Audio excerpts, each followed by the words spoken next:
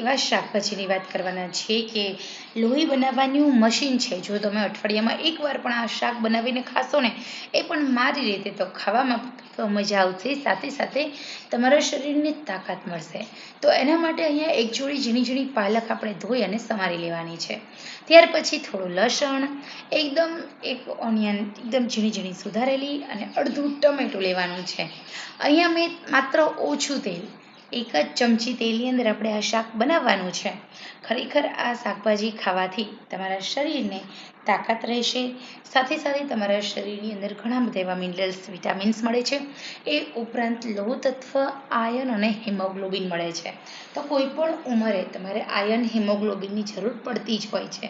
તો એવા ટાઈમે જો તમે ખરેખર આ શાકભાજી ખાશો તો તમારા શરીરની અંદર તમને એકદમ સ્ટ્રોંગ બનાવશે આ શાક.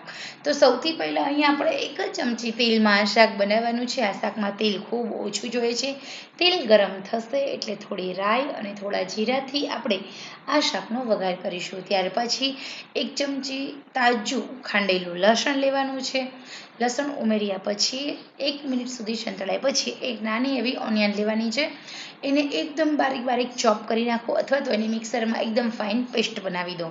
ઓકે, તો જો આ રીતે તમે ખરેખર કરશો તો તમને એવું લાગશે કે વાહ ભાઈ વાહ, આ શાકનો ટેસ્ટ બહુ સારો આવે છે. અને પાલક પણ એકદમ ઝીણી ઝીણી ડાળખા ન આવે એવી જ સમારવાની, જેના કારણે આપણા શરીરની અંદર જ્યારે આપણે ચાવીએ છીએ તો પાલકના ડાળખાના હિસાબે ચાવવામાં તકલીફ પડે છે. તો અહીંયા આ ગ્રીન શાક તમારી હેલ્થ માટે ખૂબ જ ઉપયોગી છે.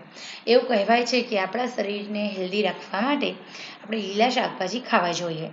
આંખોની રોશનીમાં વધારો કરનાર, પાચન શક્તિ વધારનાર, આપણા શરીરમાં જે વિટામિન કે ઇનબિલ્ટ બનતું હોય છે આંતરડામાંથી, એ વિટામિન કેમાં વધારો કરનાર, સાથે સાથે આપણી હોજરી અને પાચન તંત્રને વિટામિન્સ પૂરા પાડે છે, મેગ્નેશિયમ અને પોટેશિયમ જેવા.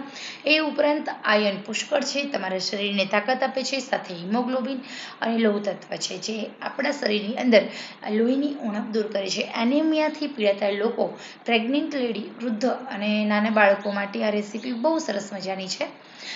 આપણે ટામેટું છે એ પાછળથી ઉમેરવાનું છે. ડુંગળીને આપણે થોડી શાંતળી લીધા પછી ધોઈને સમારેલી પાલક ઉમેરી દેવાની, અને એ પાલકને એકદમ મીડિયમ આંચે પાણી એડ કર્યા વગર ચડવા દેવાની. આ પાલકની અંદર પાણી નાખવાની જરૂર નહીં, એમાં ઓલરેડી પાણીનો ભાગ પુષ્કળ પ્રમાણમાં હોય છે, તો એમ જ ચડી જતી હોય છે. તો અહીંયા આપણે થોડી હેવી બોટમ કઢાઈ લેવાની છે, અને એમાં આ શાકભાજીને આપણે 3 મિનિટ 4 મિનિટ સુધી સાંતળવાનું છે. આપણી આ સબ્જી ચડી જાય એટલે એનો કલર એકદમ બદલાઈ જાય છે, તેલ છૂટું પડે છે. તો અહીંયા આપણે, તમે જોઈ શકો છો, કલર બદલાઈ ગયો છે, તેલ છૂટું પડ્યું છે. તો ત્યારે આપણે ઉમેરીશું ટામેટા. તો આ જે શાક છે ને એ સ્પેશિયલ મેં મારા માટે બનાવ્યું છે.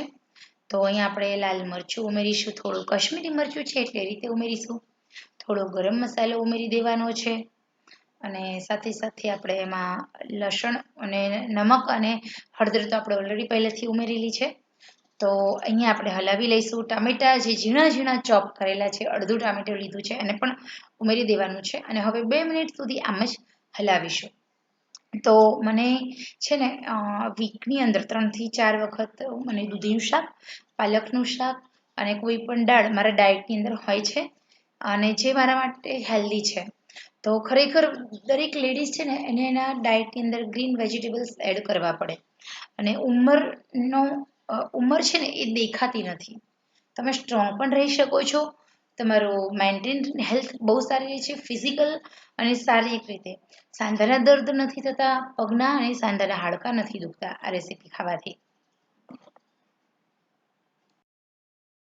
આપણું સરસ મજાનું હેલ્ધી એવું સબ્જી બનીને રેડી છે.